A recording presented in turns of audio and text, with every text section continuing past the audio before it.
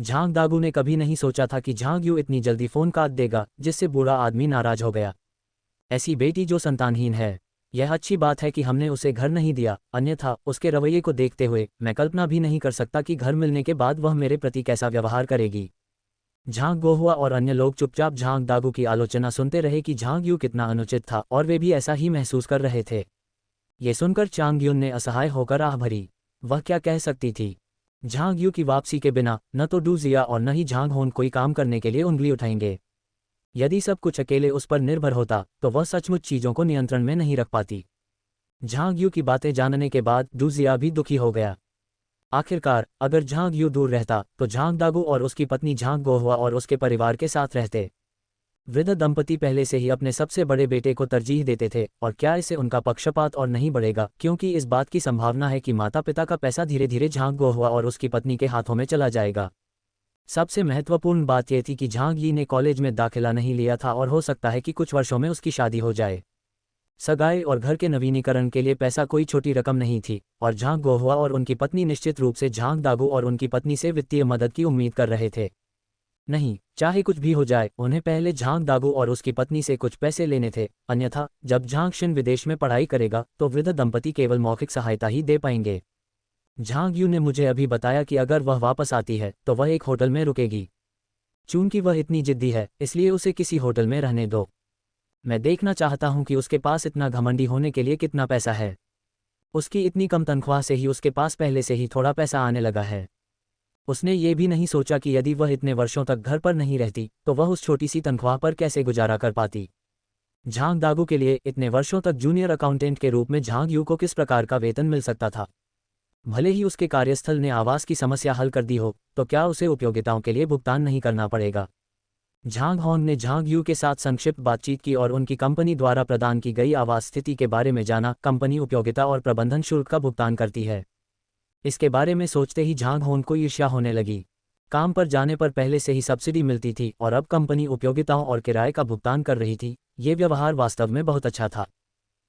झांग दागू को यह उम्मीद नहीं थी कि कंपनियां बिना किराया या उपयोगिता शुल्क लिए आवास उपलब्ध कराएंगी, जिससे वह आश्चर्यचकित हो गए। लेकिन अगर वह अकेली है तो क्या उसे खाना नहीं खाना पड़ेगा और बाथरूम का इस्तेमाल नहीं करना पड़ेगा? क्या वह सचमुच अकेले में खाने पर बचत कर सकती है?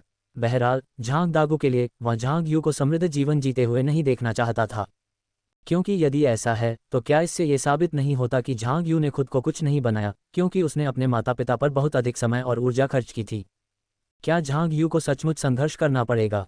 झांग दागू और उनकी पत्नी के अलावा घटनास्थल पर मौजूद बाकी लोगों को पूरा विश्वास था कि झांग यू ठीक ही काम करेगा। झांग यू खाना बनाना और साफ सफाई करना जानती थी। वह एक कुशल कार्यकर्ता थी। जब उसे सप्ताहांत में सारा दिन व्यस्तता से मुक्ति मिलती तो वह जो चाहे कर सकती थी। झांग होन को अचानक याद आया कि झांग यू ने एक बार कहा था, मुझे लगता है कि हमारी छोटी बहन अपना सीपीए प्रमाणन प्राप्त कर सकती है। झांग गोहुआ और अन्य लोग निश्चित रूप से जानते थे कि सीपीए क्या होता है, और भले ही झांग दागू और उनकी पत्नी को इस प्रमाणीकरण के बारे में पता नहीं था, फिर भी उन्होंने झांग गोहुआ के स्पष्टीकरण के माध्यम से इसके बारे में सीखा। इस बारे में झांग दागू केवल इतना ही कह सके, वह ऐसा प्रमाणन लेने जा रही है। वह कैसे संभव है? यदि वह इसमें उत्तीर्ण हो सकती थी तो उसने युवावस्था में ऐसा क्यों नहीं किया? अब जब वह बड़ी हो गई है और कई वर्षों से स्कूल से बाहर है, तो क्या वह अब भी पास हो सकती है? अगर वह ऐसा कर सकती तो मुझे नहीं पता कि कितने लोग गुजर रहे होते। झांग दागू अपनी शंकाएं व्यक्त करता रहा। झांग गोहुआ ने भी इस पर विचार किया, यहाँ तक कि उनके कार्यस्थल पर काम करने वाले युवा लोग, जिन्होंने झांग यू से कहीं बेहतर विश्वविद्यालयों से स्नातक की उपाधि प्राप्त की थी, कई वर्षों के प्रयास के बावजूद भी इसमें उत्तीर्ण नहीं हो पाए थे। क्या झांग यू अपने शैक्षणिक रिकॉर्ड के साथ वास्तव में प्रमाणित होने में कामयाब हो पाएगी? झांग गोहुआ ने इसे असंभव माना। पिताजी, मुझे लगता है कि यह अच्छी बात है कि हमारी छोटी बहन इसे आजमाना चाहती है, झांग गोहुआ ने तर्क दिया। आखिरकार उसके पास वहाँ खाली समय है। अधिक किताबें पढ़ना अच्छी बात है। क्या होगा यदि उसके पास बहुत अधिक निजी समय हो और वह बाहर किसी पुरुष से मिल जाए? क्या वे तब भी झांग यी की शादी में मदद के लिए झांग यू पर भरोसा कर सकते थे? यहाँ तक कि अगर वह किसी पुरुष द्वारा परेशानी पैदा करने और पारिवारिक संपत्ति में हिस्सा मांगने से प्रभावित नहीं होती, तो भी उसका समर्थन न करना उन्हें क्रोधित करने के लिए पर्याप्त होता। यह अवश्य कहा जाना चाहिए कि जब झांग यू के विरुद्ध योजना बनाने की बात आई तो झांग परिवार के सभी सदस्यों की सोच एक जैसी थी। झांग यू ने युवावस्था में विवाह नहीं किया था, इसलिए अब जब वह अधेड़ हो गई है तो उसके लिए विवाह करने का और भी कम कारण था। झांग दागू ने सोचा कि उनके सबसे बड़े बेटे ने सही बात कही, पढ़ने से मदद मिलती है। कम से कम इससे स्वयं में सुधार हो सकता है और लोगों के लिए धोखा खाना कठिन हो सकता है। झांग दागू की नज़र में झांग यू एक ऐसा व्यक्ति था जिसे आसानी से मूर्ख बनाया जा सकता था। झांग यू इन विचारों से अनभिज्ञ थी, यदि वह जानती भी तो भी वह इस बारे में कुछ नहीं कर सकती थी, क्योंकि ऐसा कहने वाला व्यक्ति झांग दागू था, जो उसका पिता था। फ़ोन रखने के बाद झांग यू ने आज खरीदी हुई किताबें निकाली और पढ़ना शुरू कर दिया। मुझे कहना होगा कि सीपीए वास्तव में आसान नहीं है। झांग यू ने जल्दी से पुस्तक को पलटते हुए इसकी कठिनाई को स्वीकार किया। लेकिन कोई बात नहीं, मुझे इसे पढ़ना ही होगा। चलते रहो, झांग यू ने खुद को लगातार प्रोत्साहित किया। पुस्तक पढ़ते और नोट्स बनाते समय झांग यू को एहसास हुआ कि वास्तव में ये पाठों के बिना संभव नहीं होगा। यद्यपि पुस्तक में काफ़ी विस्तार से बताया गया है, फिर भी बेहतर यही है कि पहले किसी शिक्षक द्वारा सभी बातें स्पष्ट कर ली जाएं। फिर जब किताब को दोबारा पढ़ा तो चीज़ें अपनी जगह पर आ गईं। मैं कक्षाओं की लागत पर कंजूसी नहीं कर सकता। झांग यू ने समय की ओर देखा और हे भगवान, लगभग आधी रात हो चुकी थी। वह जल्दी से नहाने चली गई और चेहरे पर मास्क लगा लिया। यहाँ आने के बाद से झांग यू अपनी त्वचा की देखभाल के प्रति बहुत सजग रही हैं तथा अक्सर अपनी नियमित देखभाल के हिस्से के रूप में फेस मास्क का उपयोग करती हैं। लेकिन हर दिन इतना सारा काम करने के बाद, विशेष रूप से सप्ताहांत में चूल्हे के आसपास, क्या उसकी त्वचा अच्छी स्थिति में रह सकती है?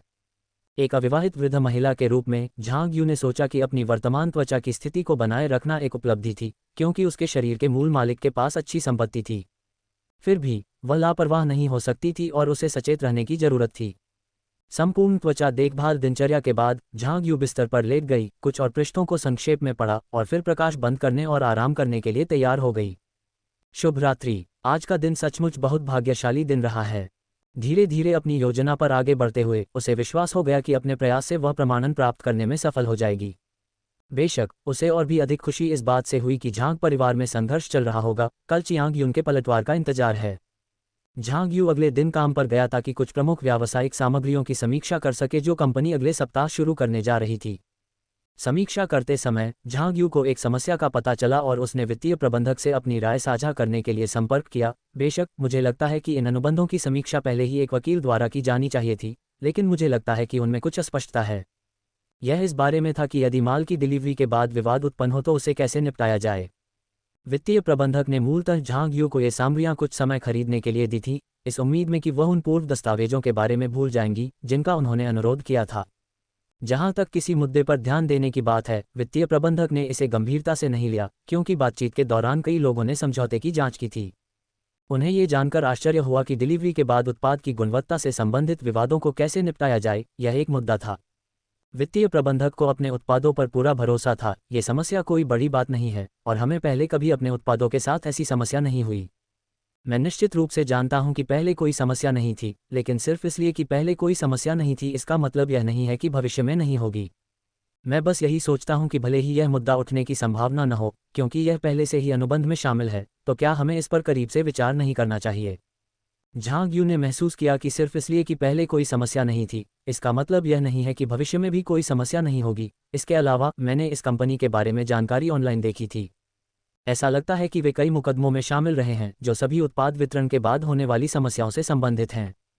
झांग यू को स्पष्ट रूप से याद है कि अनुबंध वितरण के बाद ग्राहक ने गुणवत्ता के बारे में शिकायत की थी, लेकिन वह उस समय सीधे तौर पर शामिल नहीं थी और उसने ज़्यादा ध्यान नहीं दिया था। अब जबकि वह जानती थी कि विवाद उत्पन्न हो सकते हैं, झांग यू अनजान नहीं रह सकती थी। वह जो कर सकती थी वह था अनुबंध की पूरी तरह से जांच करना, विशेष रूप से यह कि डिलीवरी के बाद गुणवत्ता संबंधी मुद्दों को कैसे संबोधित किया जाएगा। अनुबंध में मौजूद मुद्दों की पहचान करने के बाद वह ग्राहक की पृष्ठभूमि के बारे में और अधिक जानकारी प्राप्त करने के लिए ऑनलाइन गई। यद्यपि आजकल सूचना का युग नहीं है और छोटी मोटी चीज़ें ऑनलाइन नहीं मिल पाती, फिर भी वह इस कम नेटवर्क वाले समाज में कुछ विवरण उजागर करने में सक्षम रहीं। इन कंपनियों के बारे में ऑनलाइन समीक्षाओं को देखते हुए झांग यू ने वित्तीय प्रबंधक के लिए एक वेब पेज लिंक खोला। वित्तीय प्रबंधक ये देखकर सचमुच चिंतित हो गया, ये कैसे हो सकता है? ग्राहक के बारे में ऑनलाइन समीक्षाएं, साथ ही कुछ शिकायतें और अदालती फैसले देखना काफ़ी चौंकाने वाला था। ये व्यापार में विवाद होना सामान्य बात है, लेकिन माल की डिलीवरी के बाद इतने सारे विवाद होने का मतलब था कि निश्चित रूप से कोई समस्या थी। कुछ विवाद आम बात है, क्योंकि हमेशा दुर्घटनाएं होती रहेंगी या फिर बदनाम निर्माताओं द्वारा घटिया उत्पाद वितरित किए जाएंगे। हालांकि इतने सारे मुद्दों को देखते हुए यह नहीं कहा जा सकता कि यह सब विक्रेता की गलती थी। हो सकता है कि खरीदार को भी समस्या थी। वित्तीय प्रबंधक ने पसीना पोंछते हुए कहा, मैं इस बारे में बॉस से बात करूंगा। आगे क्या होगा और अनुबंध जारी रहेगा या नहीं, ये निर्णय लेना उनका काम नहीं था, लेकिन चूंकि उन्हें एक समस्या का पता चल गया था, इसलिए वे ऐसा व्यवहार नहीं कर सकते थे जैसे कि कुछ हुआ ही ना हो। अन्यथा यदि वास्तविक समस्याएं सामने आईं और जब झांग यू ने बताया कि उन्होंने समस्या का पता लगा लिया था और उन्होंने इसकी रिपोर्ट नहीं की, तो उनके लिए गंभीर परिणाम होंगे। वित्तीय प्रबंधक को जल्दी से जाते देख झांग यू को आश्चर्य हुआ कि वह अपने साथ मसौदा समझौता क्यों नहीं ले गया। इसके बिना वह बॉस को कैसे समझाएगा। कोई बात नहीं, झांग यू ने सोचा, जब आवश्यक हो तो वह दस्तावेज की एक और प्रति प्रिंट कर सकती है। इस मुद्दे को इंगित करने के बाद उनका मानना था कि यदि प्रबंधन इसे गंभीरता से लेगा तो वे निश्चित रूप से इस पर चर्चा करेंगे और उनके पास उनके लिए समय नहीं होगा। चूंकि नेतृत्व व्यस्त था और उसके पास करने के लिए और कुछ नहीं था, इसलिए उसने अपने बैग से एक किताब निकाली और पढ़ना शुरू कर दिया। ये बेहतर है, क्योंकि मुझे बहुत अधिक काम नहीं करना पड़ता और कंपनी मुझे काम देने पर जोर नहीं देती। इस तरह मेरे पास किताबें पढ़ने के लिए अधिक समय होगा।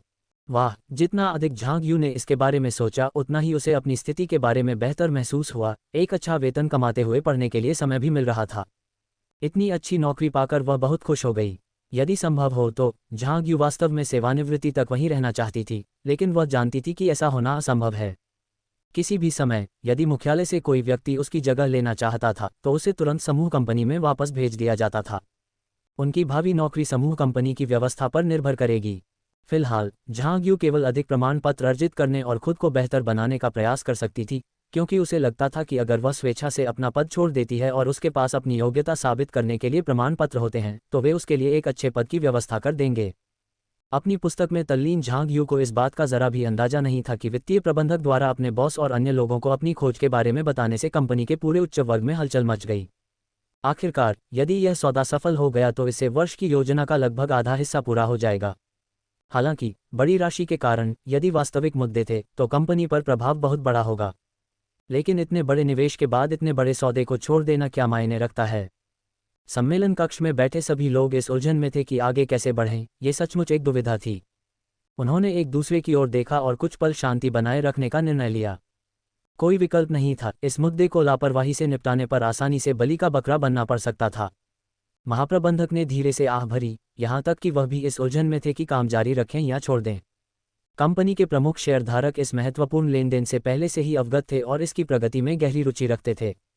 अब जब उन्हें यह बताया गया कि सौदा हो चुका है, तो कौन जानता था कि वे क्या सोचेंगे।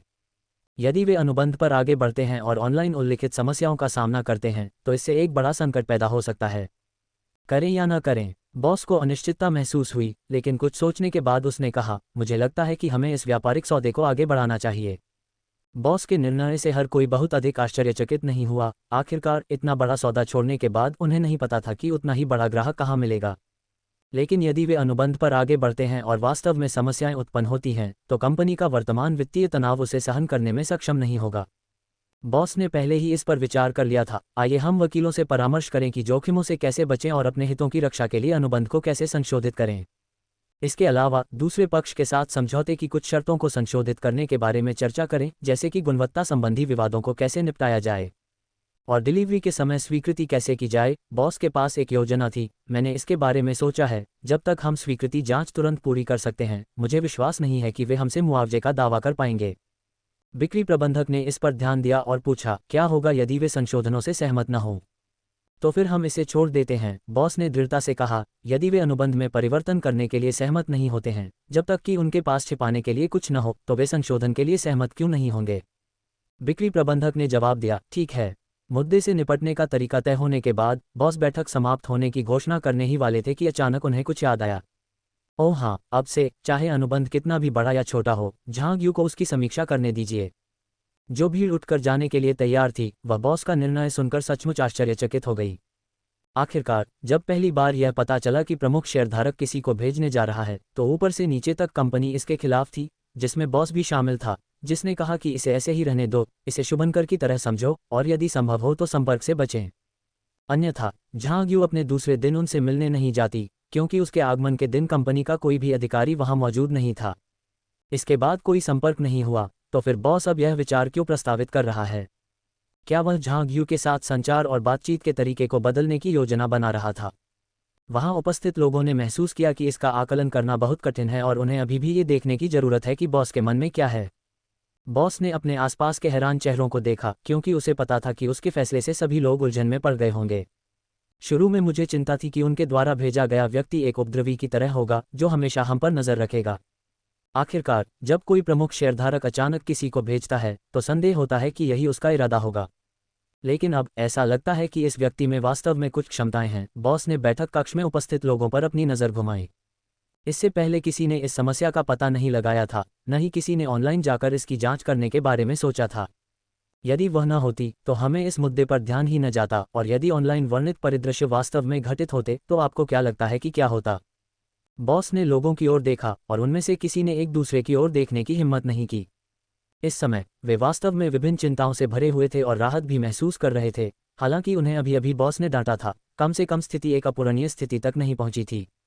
बॉस की मंशा को ध्यान में रखते हुए उन्होंने इस पर विचार किया और महसूस किया कि यह कोई बड़ा मुद्दा नहीं है, बस झांग यू को समझौतों की समीक्षा करने देना चाहिए। यदि कोई समस्या न हो तो समझौतों की समीक्षा में मदद के लिए एक अतिरिक्त व्यक्ति का होना सबसे अच्छा है, और यदि समस्याएं पाई जाती हैं तो इससे वास्तव में बहुत सी परेशानियों से बचा जा सकता है। उपस्थित लोग एक एक करके बैठक कक्ष से बाहर चले गए और बॉस ने वित्त प्रबंधक को बुलाया। बातचीत के लिए मेरे कार्यालय में आइए। वित्त प्रबंधक को यह उम्मीद नहीं थी कि उसे बॉस के कार्यालय में बुलाया जाएगा, और वह घबरा गया। यदि वह गलत नहीं थे तो संभवतः ये झांग यू के बारे में चर्चा होगी। बॉस अपने कार्यालय में वापस आया और सबसे पहले झांग यू के काम के बारे में पूछताछ की। एक क्षण सोचने के बाद उसने कहा, जाओ और झांग यू को मेरे पास बुलाओ।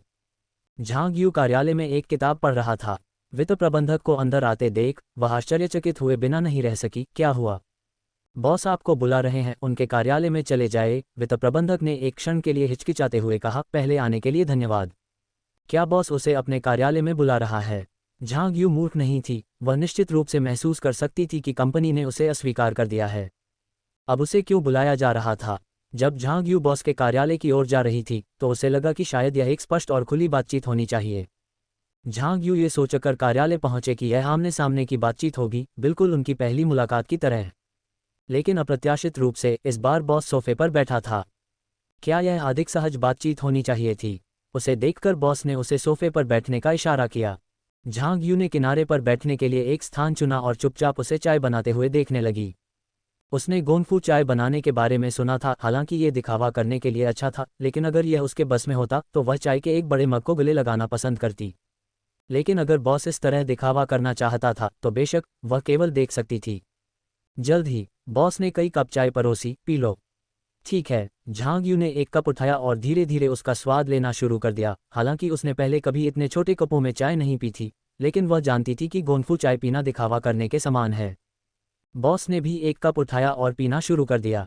झांग यू को एक कप खत्म करते देख उन्होंने कहा, और भी ले लो। इस तरह 6 कप चाय के बाद झांग यू और बॉस ने उन्हें बराबर बराबर बांट लिया। मैं अभी भी एक बड़े मग में कुछ चाय की पत्तियां भिगोना पसंद करता हूं। बदलने में असहाय वह एक अपरिष्कृत व्यक्ति थी, या यूं कहें कि सभ्य होने का दिखावा करने की परवाह नहीं करती थी। बॉस को उम्मीद नहीं थी कि झांग यू ऐसी टिप्पणी कर देगा, और वह हंस पड़ा। हाँ, सचमुच बड़े घूंटों में चाय पीने से अच्छा महसूस होता है। गोंगफू चाय बनाना क्यूई का अभ्यास करने जैसा है। झांग यू ने सहमति जताते हुए कहा, थोड़ी सी चाय के लिए इतना हंगामा धैर्य की परीक्षा लेता है। यदि कोई धैर्यवान न हो तो उसे सहना सचमुच कठिन हो जाता है। झांग यू की बात सुनकर बॉस एक बार फिर चकित हो गया। मुझे पता है कि आप यहाँ एक मिशन पर हैं। झांग यू चुप रहा और चुपचाप उसे देखता रहा। मैं गारंटी नहीं दे सकता कि कोई समस्या नहीं होगी, लेकिन मुख्यतः मैं वही चाहता हूँ जो इस कंपनी के लिए सर्वोत्तम हो।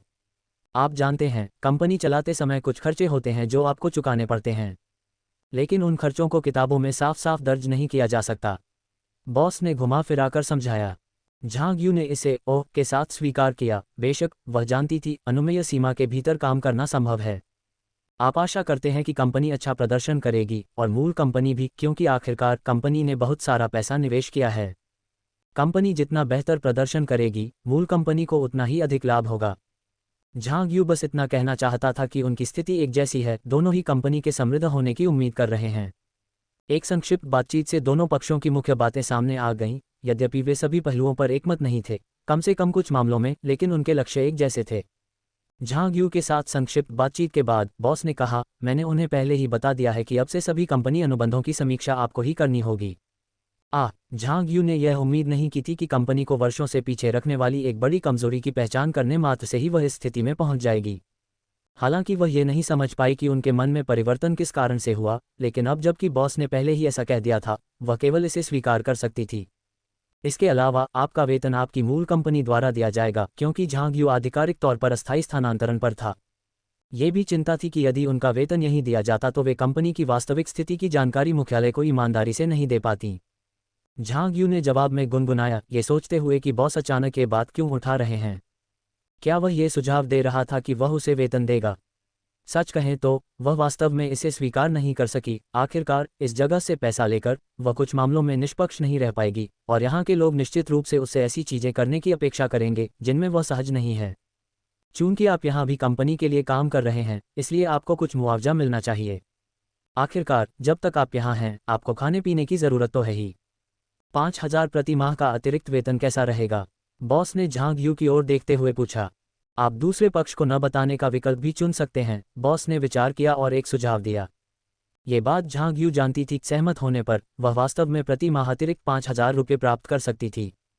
देखिए, यहाँ आने से पहले उनकी तनख्वाह $5,000 से कुछ अधिक थी। उसने यह उम्मीद नहीं की थी कि यहाँ काम करने से मूल कंपनी से उसका वेतन कुछ बढ़ जाएगा, क्योंकि उसकी स्थिति में सुधार हो गया था। वार्षिक बोनस सहित वह लगभग 1,20,000 कमा लेती थी, लेकिन यहाँ तो वे उसे सीधे तौर पर 5,000 प्रति माह की पेशकश कर रहे थे, जो कि सालाना 60,000 हो गया। ये राशि उसकी वार्षिक आय के आधे के बराबर है, अतः ये कहना गलत होगा कि वह इसके प्रति आकर्षित नहीं हुई। झांग यू पैसा कमाना चाहता था। आखिरकार उसे एक घर खरीदना था और पैसा कमाने के लिए कड़ी मेहनत करनी थी। हालांकि उसने इस धनराशि के बारे में 2 बार सोचा। इस मामले के संबंध में मुझे मुख्यालय से पूछना होगा। यदि रास्ता साफ हो तो वह निश्चित रूप से पैसे ले सकती है। यदि समूह कंपनी सहमत नहीं होती तो वह इसे न लेने का विकल्प भी चुन सकती थी। बॉस ने झांग यू के विकल्पों पर विचार किया, जैसे सीधे तौर पर मना कर देना या सहमत हो जाना और बस खुद के लिए पैसे ले लेना। अप्रत्याशित रूप से उन्होंने एक अलग विकल्प दिया, जो कि वास्तव में समूह कंपनी से पूछना था। यहाँ तक कि एक अनुभवी और जानकार माने जाने वाले बॉस के लिए भी झांग यू की पसंद ने उन्हें आश्चर्यचकित कर दिया। कोई बात नहीं, बॉस और क्या कह सकता था? क्या वह इसे रोक सकता था? लेकिन क्या आपको इस बात की चिंता नहीं है कि अगर आपने सचमुच इस बारे में बात की तो आपके परिवार का नेता क्या सोचेगा?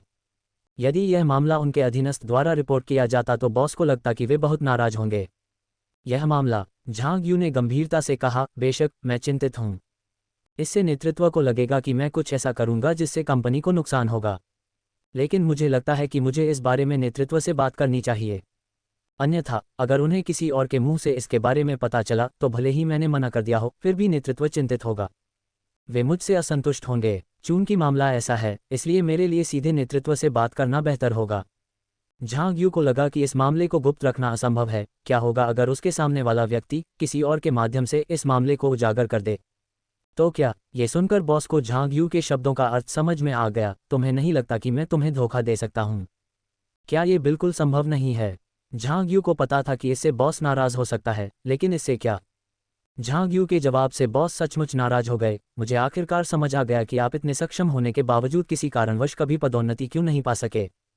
कई घटनाओं ने यह साबित कर दिया था कि झांग यू न केवल एक अयोग्य व्यक्ति था, बल्कि वह वास्तव में एक ऐसा व्यक्ति था जिसके पास कुछ कौशल था। इतने कुशल व्यक्ति ने इतने वर्षों तक कंपनी में काम किया था और अभी भी वह जूनियर अकाउंटेंट था। संभवतः इसका कारण यह था कि वह लोगों को खुश करने में बहुत अच्छी नहीं थी। यदि झांग यू में सचमुच महान क्षमताएं होती और वह दूसरों की चापलूसी करने में माहिर नहीं होता तो यह कोई बड़ी समस्या नहीं होती। कंपनी अंततः उसे अपने यहाँ काम पर रखकर खुश कर देगी। क्या आप ये कहना चाह रहे हैं कि मैं लोगों को खुश करना नहीं जानता? झांग यूल ने बॉस के इशारे को समझते हुए प्रसन्नतापूर्वक कहा। एक लेखाकार के लिए यदि उसका हर विभाग के साथ अच्छा संबंध हो तो एक बॉस के रूप में मुझे लगता है कि यह काफ़ी डरावना होगा। एक लेखाकार के रूप में उसे पता होना चाहिए कि वह कहाँ खड़ी है और उसे अपनी नौकरी की जिम्मेदारी समझनी चाहिए। बॉस ने हंसते हुए कहा, सच है, वित्त विभाग का अन्य विभागों के साथ बहुत अच्छा संबंध नहीं होना चाहिए। लेकिन यदि आपके अन्य विभागों के साथ अच्छे संबंध नहीं हैं, तो क्या आप अपने नेतृत्व के साथ अच्छे संबंध नहीं बनाए रख सकते?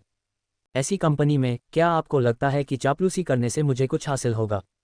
झांग यू ने प्रतिवाद किया। आखिरकार वह एक बड़े राज्य के स्वामित्व वाले उद्यम में काम कर रही थी। वह जानती थी कि कितने लोगों के पास मजबूत समर्थन है और वह बिना किसी समर्थन के उच्च पद पर कैसे पहुंच सकती है। ठीक है, बॉस समझ गया, सच है। उस क्षण उसे एहसास हुआ कि यह व्यक्ति, जो कई लोगों की नज़रों में महत्वहीन लग रहा था, वास्तव में वैसा नहीं था जैसा कोई सोचता है। बॉस से बात करने के बाद झांग यू को जाने दिया गया। अपने कार्यालय में वापस आकर झांग यू ने वित्त प्रमुख को इस मामले के बारे में बताया। झांग यू ने संक्षेप में घटनाओं का वर्णन किया। नेताजी, आप इस बारे में क्या सोचते हैं? नेता को उम्मीद नहीं थी कि झांग यू इस मामले के बारे में उसके पास आएगी, फिर वह मदद नहीं कर सकी और बोली, बस ये जान लो कि वह कौन है जो तुम्हारा वेतन देता है, और तुम ठीक हो जाओगे। झांग यू ने ये देखा और वह स्तब्ध रह गया। इसका क्या मतलब था? क्या इसे लेना ठीक था? झांग यू लगातार अपने दिल में बड़बड़ाते हुए नेता के बोलने का इंतजार करती रही। चीजें स्पष्ट क्यों नहीं की जा सकीं? यदि उसे इस तरह अनुमान लगाना पड़ा तो यह उसके लिए बहुत कठिन होगा। उसे समझ ही नहीं आ रहा था कि क्या करे। नेता ने शायद सोचा कि झांग यू थोड़ा धीमा था और बहुत स्पष्ट रूप से कहा, दूसरे पक्ष द्वारा आपको दी गई सब्सिडी खातों में स्पष्ट रूप से दर्ज की जाएगी। वह ठीक हो जाएगा। झांग यू को तुरंत समझ आ गया कि पैसा उसे लेना है। धन्यवाद नेताजी। आखिर 5,000 की बात थी, ज्यादा पैसे होने की शिकायत कौन करेगा? इससे वह अपना वेतन बचाकर इन 5,000 रुपयों से गुजारा कर सकती थी। वह इस बात पर विचार कर रही थी कि यदि कंपनी अगले वर्ष आवास वितरित करती है तो किस आकार का अपार्टमेंट लेना चाहिए। चाहे 2 बेडरूम वाला अपार्टमेंट चुने या 3 बेडरूम वाला। घर जितना बड़ा होगा, रहने की जगह उतनी ही आरामदायक होगी, साथ ही आया के लिए एक अतिरिक्त कमरा भी होगा। इस तरह जब वह बड़ी हो जाएगी तो उसकी देखभाल करने वाले के लिए रहने की जगह होगी।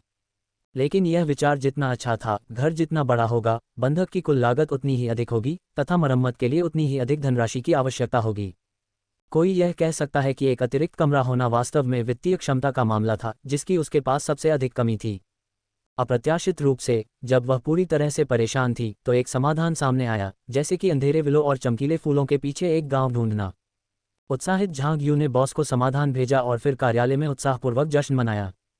इस पैसे से वह एक मकान खरीद सकती थी और उसका अपना घर हो सकता था, तथा उसे अब इस बात की चिंता नहीं करनी पड़ती थी कि बुढ़ापे में उसके पास रहने के लिए कोई जगह नहीं होगी। बेदखल किए जाने की भी चिंता करने की कोई जरूरत नहीं है। इस बिंदु पर झांग यू राहत की सांस लेने से खुद को रोक नहीं सका।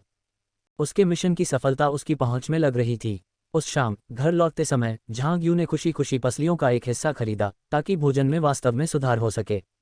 आखिरकार अच्छा खाना और पीना अच्छे स्वास्थ्य की ओर ले जाता है।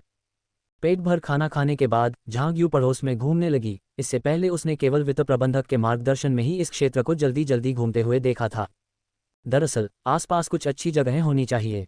झांग यू जानती थी कि अगर कोई समस्या नहीं है तो उसे यहाँ काफ़ी समय तक रहना होगा। बेशक उसे इस क्षेत्र को बेहतर ढंग से समझने की जरूरत थी। दरअसल इधर उधर घूमने के बाद उसे आश्चर्यजनक रूप से एक अच्छी फल की दुकान मिल गई, जहां सस्ते दामों पर ताजे फल मिल रहे थे, और एक बड़ी दैनिक आवश्यकताओं की दुकान जहां आप घर के लिए आवश्यक कुछ सामान खरीद सकते थे, जो वास्तव में पैसे के लिए अच्छा मूल्य प्रदान करता था। क्या जादुई समुदाय है? झांग यू ने सोचा कि यह समुदाय निश्चित रूप से एक खजाना है। अंदर की चीजें उसके लिए बिल्कुल उपयुक्त थीं। फलों को घर वापस लाते हुए झांग यू संतुष्ट होकर अपनी किताब पढ़ रही थी और फल खा रही थी। ये बहुत आरामदायक है। बिस्तर पर जाने से पहले झांग यू का मूड धीरे धीरे संतुष्ट होता जा रहा था। आखिरकार हर महीने अतिरिक्त आय किसी को भी खुश कर देगी। झांग यू लगातार अपने दिल में प्रार्थना करती रही, उम्मीद करती रही कि यदि संभव हो तो ऐसा सौभाग्य कुछ और समय तक बना रहेगा। अधिक पैसा कमाएं। पैसा कमाना आसान नहीं है। आपको पैसे से काम करवाना होगा। झांग यू जानता था कि मूल मालिक की आशा आरामदायक सेवानिवृत्ति की थी, न कि पिछले जीवन की तरह कष्ट सहने की। उच्च गुणवत्ता वाली सेवानिवृत्ति जीवन जीने के लिए धन पर्याप्त होना चाहिए, और वर्तमान में धन कमाना उनकी सर्वोच्च प्राथमिकता थी। स्टॉक का व्यापार करें। झांग यू ने इस बारे में सोचा और उस विचार को त्यागने का निर्णय लिया। मूल मालिक ने अपने पिछले जीवन में इस व्यवसाय से कोई लेन देन नहीं किया था, और वह नहीं जानती थी कि इस समानांतर दुनिया में कौन सी कंपनियां अच्छा प्रदर्शन करेंगी। चूंकि उन्हें इस बात की जानकारी नहीं थी कि भविष्य में कंपनियों का प्रदर्शन कैसा होगा, इसलिए शेयर खरीदने की कोई आवश्यकता नहीं थी। ताबूत निधि के लिए एक एक पैसा बचाना आसान नहीं था। बहुत सोचने के बाद झांग यू ने महसूस किया कि म्यूचुअल फंड में निवेश करना बेहतर होगा, क्योंकि यह अपेक्षाकृत स्थिर होता है, बशर्ते कि आपकी नज़र बहुत कमजोर हो और आपने वास्तव में घटिया फंड में निवेश न कर दिया हो। झांग यू पूरी तरह से कंपनी में एकीकृत हो गई थी, और हालांकि उसने आवश्यक सामग्रियों की समीक्षा की और कुछ मुद्दों की पहचान की, कुल मिलाकर समस्याएं महत्वपूर्ण नहीं थीं। उन्होंने सीधे वित्त विभाग को सूचित किया तथा कॉर्पोरेट समूह को भी रिपोर्ट दी। समस्याओं का पता चलने पर उन्होंने उन्हें इंगित किया, फिर उन्हें श्रृंखला में ऊपर तक रिपोर्ट किया। जहां तक इस बात का सवाल है कि बाद में उनसे कैसे निपटा जाएगा, यह उनकी चिंता का विषय नहीं था। वह नहीं जानती थी कि कॉर्पोरेट समूह ने उनके साथ कैसा व्यवहार किया, लेकिन झांग यू ने देखा कि उन्होंने खातों में कुछ मामूली समायोजन किए थे। कुछ वित्तीय प्रक्रियाओं में भी सुधार किया गया। सभी व्यय, प्रतिपूर्ति और खरीद को उसके ऑडिट से गुजरना पड़ा। झांग यू ने सोचा था कि यहाँ उनकी भूमिका सिर्फ एक शुभंकर की है और उनके पास पढ़ने, अध्ययन करने और खुद को बेहतर बनाने के लिए पर्याप्त समय होगा। लेकिन फिर उसे एहसास हुआ कि उसके सामने एक गंभीर समस्या है। वह काम के घंटों के दौरान अपने काम नहीं कर पाती थी। वह या तो प्रतिपूर्ति वाउचर की समीक्षा करने में व्यस्त थी या खरीद मूल्यों का ऑडिट करने में, और यदि कोई परिवर्तन होता था तो उसे उसके कारणों को समझने की जरूरत होती थी। हर बार जब कोई बिक्री अनुबंध तैयार किया जाता था तो उसे किसी भी संभावित समस्या की जांच करनी पड़ती थी। 5,000 कमाना वास्तव में आसान नहीं है। झांग युवा भरने से खुद को रोक नहीं सका। उस क्षण उसे अंततः समझ में आया कि कॉर्पोरेट समूह के वित्तीय निदेशक ने उसके वेतन पर सहमति क्यों दी थी। पता चला कि यह तथाकथित कल्याण नहीं था, यह उनकी सच्ची कड़ी मेहनत और प्रयास था। दिन में काम में व्यस्त और काम के बाद परीक्षा की तैयारी में व्यस्त झांग यू ने कभी भी झांग परिवार की वर्तमान स्थिति के बारे में नहीं सोचा। झांग गोहुआ और अन्य लोगों के बीच झगड़ा हुआ था या नहीं, मकान के लिए मुआवजे पर सहमति हुई थी या नहीं, और क्या उन्होंने घर बदलने के लिए सामान पैक करना शुरू कर दिया था, ये सब बातें उसके दिमाग में नहीं थीं। ऐसा नहीं था कि उसने हालचाल जानने के लिए घर पर फ़ोन नहीं किया था, लेकिन जिसने भी फ़ोन उठाया सभी ने यही कहा कि घर पर सब ठीक चल रहा है। यद्यपि उन्होंने यह बात स्पष्ट रूप से नहीं कही, लेकिन वह इसे कैसे कहें। झांग यू को अभी भी कुछ अजीब सा महसूस हो रहा था। जब उसने पहली बार घर पर फ़ोन किया तो उसे पृष्ठभूमि में जीवंत ध्वनियाँ तथा झांग शौहुआ और अन्य लोगों की आवाज़ें स्पष्ट सुनाई दीं। लेकिन हाल ही में घर पर की गई कॉल में झांग यू को उनकी आवाज़ें सुनाई नहीं दीं। उसे और भी अधिक आश्चर्य इस बात पर हुआ कि झांग दागू और उसकी पत्नी की आवाज़ें अब पहले जैसी भारी नहीं रहीं, वे हमेशा सुस्ती लगती थीं। झांग यू यह अनुमान लगा सकता था कि शायद झांग गोहुआ और अन्य लोगों के बीच सचमुच झगड़ा हुआ था, अन्यथा घर का माहौल इतना अजीब क्यों होता। हालांकि चूंकि झांग दागू इसके बारे में बात करने से हिचकिचा रही थी, इसलिए झांग यू लगातार पूछ नहीं सकी, और वह निश्चित रूप से झांग होंग और अन्य लोगों से भी नहीं पूछ सकी। अन्यथा एक बार जब ये बात बाहर आ जाएगी तो वे सब यही सोचेंगे कि वह दूर से उन पर नजर रख रही है, तथा ये देखने के लिए इंतजार कर रही है कि वे हंसी का पात्र बन जाएं, जिससे शायद वे फिर से एकजुट हो जाएं। इस प्रकार नाटक को किनारे से चुपचाप देखना बेहतर था। वहां कोई तमाशा खड़ा करने की जरूरत नहीं थी। इससे भी महत्वपूर्ण बात यह है कि जब झांग परिवार में आंतरिक कलह जारी रहता था तब भी वे उस पर ध्यान नहीं देते थे। यदि वे अपनी आपसी लड़ाई बंद कर दें तो झांग यू को यकीन था कि चाहे वह झांग गोहुआ हो, झांग शौहुआ हो या झांग होंग हो, उन सभी की नज़र उसके बटुए पर होगी। ठीक वैसे ही जैसे उसके पिछले जीवन में, चाहे वह झांग ही हो, झांग शिन हो या लियू जियान हो, जब भी उन्हें कोई समस्या आती थी तो क्या झांग दागू और उनकी पत्नी के पैसे देने के अलावा झांग यू को भी पैसे नहीं देने पड़ते थे। अब उसका फिर से मूर्ख बनने का कोई इरादा नहीं था, इसलिए वह उन्हें अपने आंतरिक झगड़े जारी रखने देती थी। झांग दागू बिस्तर पर लेटा हुआ टीवी देख रहा था और चीज़ों के बारे में सोच रहा था। तभी उसने देखा कि पानहुआन वापस आ रही है और उसके कंधों पर थपथपा रही है। क्या झांग यी ने पिछले कुछ दिनों में घर पर फ़ोन किया है? झांग दागू ने घर के हाल के माहौल के बारे में सोचा और आह भरने से खुद को रोक नहीं सका। अब भी उन्हें लगता था कि अगर झांग यू वापस आ जाए तो ही परिवार का माहौल पहले जैसा हो जाएगा। क्या परसों ही तो उसने फ़ोन करके नहीं पूछा था कि हम कैसे हैं? कुछ देर बैठने के बाद पानहुआन सोने के लिए तैयार होने के लिए उठा। इन दिनों यदि चियांग यून ओवरटाइम काम नहीं कर रही होती थी तो उसके माता पिता के घर पर कुछ न कुछ काम होता था, या काम पर कोई डिनर पार्टी होती थी इत्यादि। वह इतनी व्यस्त होती थी कि वापस आकर खाना नहीं बना पाती थी। चूंकि चियांग यून खाना बनाने के लिए वापस नहीं आ रहा था, इसलिए डुजिया और झांग होंग द्वारा 2 दिनों तक भोजन बनाने के बाद वे भी अपने काम में देरी करने के बहाने ढूंढने लगे और देर से घर लौटने लगे। चाहे वह झांग गोहुआ और उसका बेटा हो या झांग शौहुआ और उसकी बेटी, साथ ही लियू हुई और उसका बेटा, वे सभी हर दिन काम के बाद यहाँ खाना खाने आते थे। क्या किया जा सकता है? जो लोग काम करते हैं उन्हें थकाया नहीं जा सकता और बच्चों को भूखा नहीं छोड़ा जा सकता, खासकर जब वे बड़े हो रहे हों। परिणामस्वरूप पानहुआन को हर दिन खाना पकाना पड़ता था, और यह नहीं कहा जा सकता था कि वह ये काम झांग दागू की शिकायतों और अपने बच्चों और पोते पोतियों की मौन शिकायतों के बिना करती थी। क्या पैनहुआन अपनी पाककला कौशल को सुधारने का प्रयास नहीं कर सकती थी? आखिरकार झांग दागू हर दिन सबके सामने उसकी आलोचना करता था, कहता था कि उसका खाना बनाना ठीक नहीं है। इससे उसकी प्रतिष्ठा सचमुच गिर गई। पहले वह बस पेट भरकर बैठी रहती थी और पड़ोसियों के साथ इधर उधर की बातें करती रहती थी। अब उसके पास इसके लिए समय नहीं था, बल्कि वह दूसरों के साथ खाना पकाने की विधि आदि पर चर्चा करती थी। पानहुआन अनजान नहीं थी। हर बार जब वह पड़ोसियों के साथ इन चीज़ों पर चर्चा करती थी तो वह देखती थी कि वे उसे किस तरह से उपहासपूर्ण नज़रों से देखते हैं।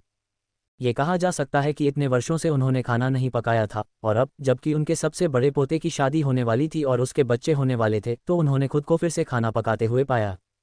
अन्य लोग केवल अपने और अपने जीवनसाथी के लिए खाना बनाते हैं, लेकिन जब उसकी बारी आई तो उसे 10 से अधिक लोगों के लिए खाना बनाना पड़ा। यद्यपि डूजिया और अन्य लोग खाना खा लेने के बाद बर्तन साफ करने में मदद करते थे, लेकिन पान हुआन को ही उनके कपड़े धोने पड़ते थे। बड़े कपड़े तो वॉशिंग मशीन में धोए जा सकते थे, लेकिन निजी कपड़े हाथ से धोने पड़ते थे, जो काम झांग यू अक्सर तब करती थी जब वह आसपास होती थी। अब तक तो वह अपनी बहू से ऐसा करने के लिए कहने की हिम्मत कैसे कर सकती थी। यही उसका काम था। और घर की सफाई का काम, चियांग यून तो अपनी नौकरी में व्यस्त थी, उसके लिए उसे समय कहाँ से मिलेगा। सप्ताहांत आते आते तो और भी अच्छा हो जाता था। 10 बजे तक आलस्य में सोने के बाद वह थोड़ा सा साफ सफाई करती और फिर लगभग दोपहर हो जाती। दोपहर का भोजन कौन बना रहा है। दोपहर में वह घर के कामकाज में व्यस्त हो जाती थी और वे लोग बस यूं ही रात का खाना बना लेते थे। झांग दागू ने चाहे जो भी कहा हो, उसने सिर्फ इतना कहा कि वह काम में व्यस्त थी और यह उसकी खाना पकाने की कुशलता का स्तर था। साथ ही उसने ये भी कहा कि डूजिया और झांग होंग अच्छे रसोइये थे और हर कोई मिलकर इसमें योगदान दे सकता था। अंत में चाहे वह डूजिया हो या झांग होंग, उनमें से कोई भी खाना बनाना नहीं चाहता था। तो ये पता चला कि पान हुआन ही खाना बनाती थी। उन चारों में से उसकी पाककला अच्छी मानी जाती थी, और उससे भी महत्वपूर्ण बात यह थी कि वह एक सेवानिवृत्त कर्मचारी थी, जिसके पास घर पर करने के लिए और कुछ नहीं था। अगर खाना पकाना न होता तो वह और क्या करती। पान हुआन को सचमुच रोने का मन कर रहा था। वह सोचती थी कि झांग यू यहाँ अच्छा नहीं है, वहाँ अच्छा नहीं है, अक्सर चिड़चिड़ा हो जाता है और स्वभाव से कठिन है। अब उसे वास्तव में समझ में आया कि झांग यू अक्सर अपना आपा क्यों खो देती थी। सप्ताहांत में आराम करना कार्य दिवसों में काम करने से अधिक व्यस्त था। कौन ऐसा होगा जिसका मूड खराब न हो। तुम क्या सोचते हो अगर हम झांग यू से बात करें और उसे बताएं कि हमें जो घर विरासत में मिला है वह उसके रहने के लिए है, और हमारे जाने के बाद वह उसके लिए छोड़ दिया जाएगा, और उसके जाने के बाद वह झांग यी के लिए छोड़ दिया जाएगा।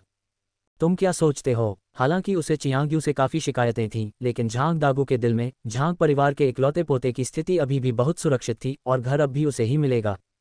भले ही झांग शिन और लियू जियान अच्छे थे, लेकिन वे बाहरी ही रहे। इस बात को लेकर झांग दागू बहुत स्पष्ट थे। यदि यह इस तथ्य के लिए नहीं होता कि वह हाल ही में हर दिन मौत में व्यस्त रही है, तो पान हुआन को उस प्रक्रिया की अच्छी समझ होती जिससे झांग यू को हर सप्ताहांत गुजरना पड़ता था। कोई यह कह सकता है कि पान हुआन ने सोचा कि यह पहले से ही काफ़ी अच्छा था। यदि झांग यू सहमत नहीं होती तो इसका मतलब होता कि वह बहुत अधिक मांग कर रही थी, सीमा लंघ रही थी। लेकिन अब पान हुआन को पता चल गया था कि झांग दागू के प्रस्ताव को देखते हुए झांग यू ने कितना कुछ त्याग दिया था। पैन हुआन बस इतना ही कहना चाहता था, क्यों नहीं। आप कहते हैं कि घर उसके रहने के लिए छोड़ दो, फिर उसे झांग यी के लिए छोड़ दो, लेकिन आप ये कैसे सुनिश्चित कर सकते हैं कि घर निश्चित रूप से झांग यी को ही मिलेगा। जहां तक इस बात का सवाल है, झांग दागू ने वास्तव में इस पर गहराई से नहीं सोचा था। अब जब पान हुआन ने पूछा तो बूढ़े व्यक्ति ने एक पल के लिए सोचा, जब तक हम जीवित हैं हम घर को शियाओ यी को क्यों नहीं सौंप देते। झांग दागू को लगा कि यह विचार बिल्कुल ठीक है और यह निश्चित रूप से झांग यी तक पहुंचेगा। पान हुआन ने सोचा कि झांग यू सहमत नहीं होगा, लेकिन झांग दागू के चेहरे पर भाव देखने के बाद उसने कुछ भी न कहने का फैसला किया। उसे लगा कि यह सबसे अच्छी व्यवस्था थी। बेहतर होगा कि पिता और बेटी को आमने सामने बैठकर इस विषय पर चर्चा करने दी जाए। आखिरकार वह फिर से डांट खाना नहीं चाहती थी। मुझे यकीन नहीं है कि लिटिल यू इस बात से सहमत होगा। तुम लिटिल यू से क्यों नहीं पूछती। पान हुआन ने संकेत दिया कि वह इसमें कोई हिस्सा नहीं लेना चाहती, और उसने सोचा कि झांग दागू के लिए झांग यू से सीधे बात करना बेहतर होगा। झांग दागू कैसे तैयार हो सकता है। वह इस मामले पर पान हुआन के साथ चर्चा कर रहे थे क्योंकि उन्हें उम्मीद थी कि माँ और बेटी ही इस पर बात करेंगी। मैं उसे ढूंढने नहीं जा रहा हूँ। अगर वह सहमत न हुई तो क्या होगा। तो फिर मेरे गौरव और मेरी गरिमा का क्या होगा। झांग दागू इस पूरे विचार के बिल्कुल खिलाफ थे। उसका गौरव और सम्मान मायने रखता था, लेकिन क्या उसे अपने गौरव और सम्मान का कोई ध्यान नहीं रखना चाहिए था। फिर भी यदि वह स्पष्ट रूप से कह देती कि वह इससे खुश नहीं है, तो उसे आशंका होती थी कि वह फिर से भड़क उठेगा।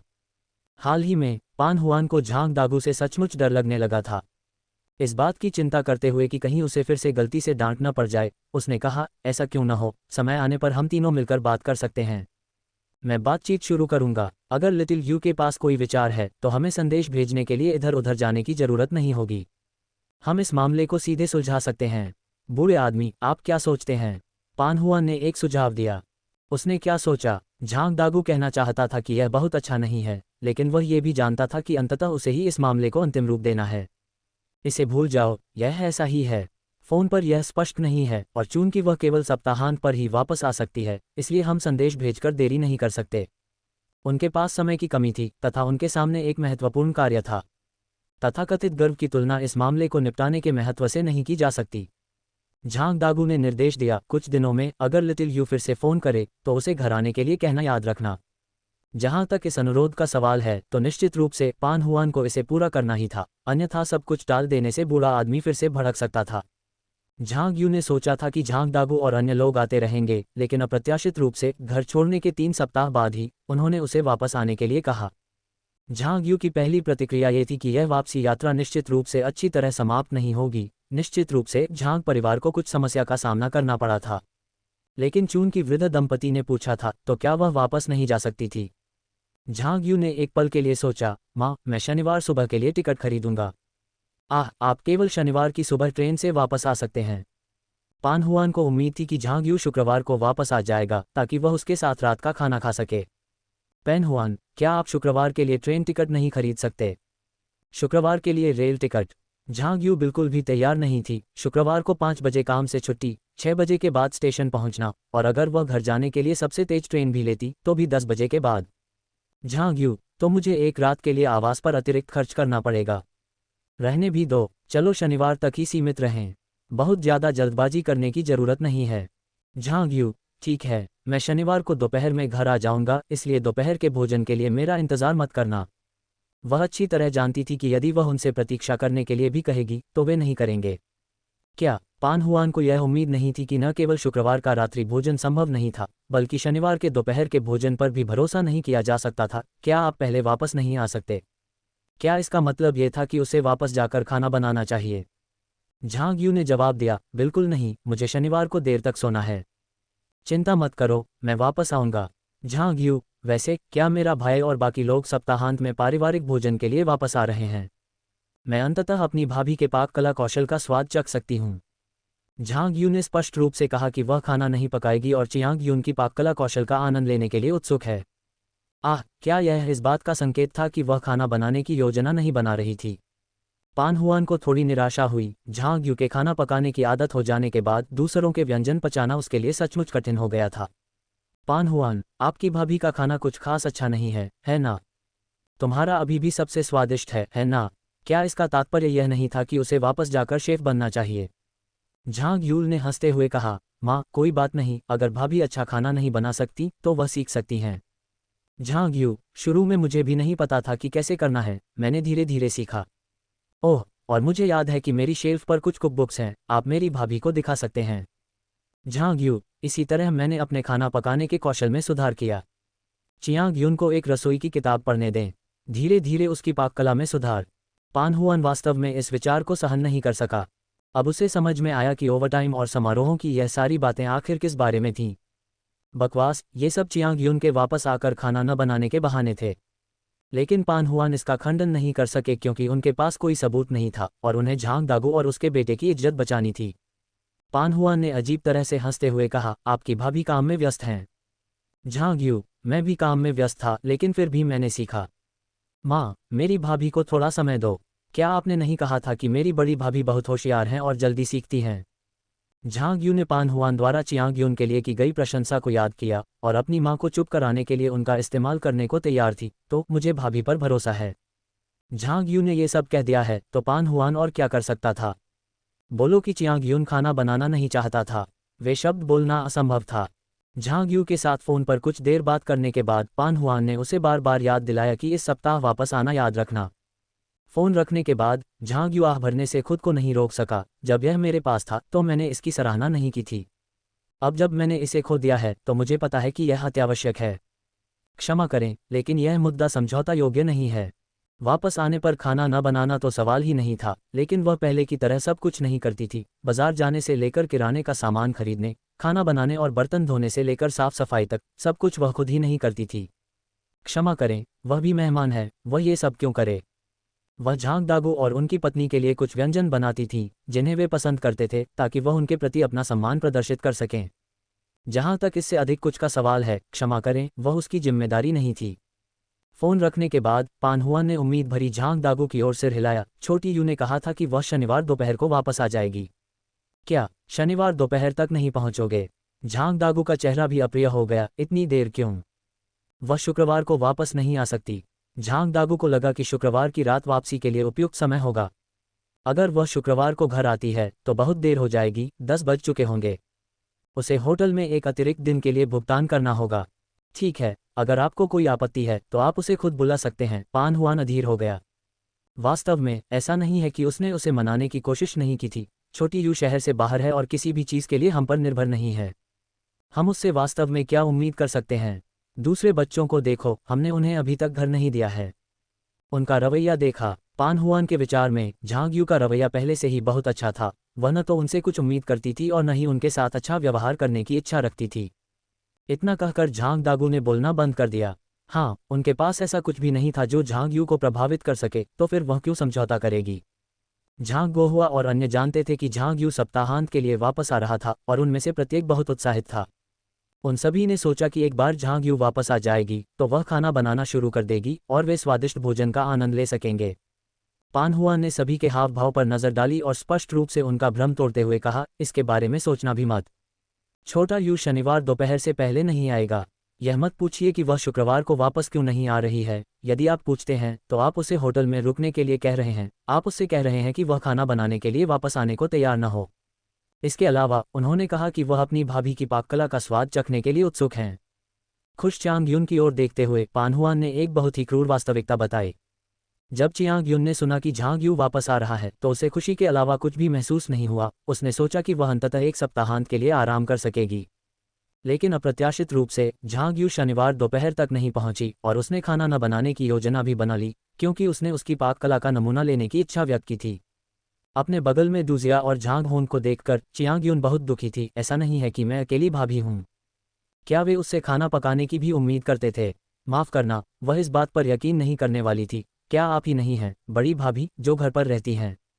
ये सही है। झांग होंग जानती थी कि उसे इस समय दूजिया का पक्ष लेना होगा। आखिरकार आप मेज़बान हैं और हम मेहमान। झांग होंग ने पान हुआन की ओर देखा। माँ, आप सहमत हैं, है ना? इस तर्क के साथ फिर चियांग यू वास्तव में अब यह नहीं सुनना चाहता था झांग परिवार की परिचारिका क्या है।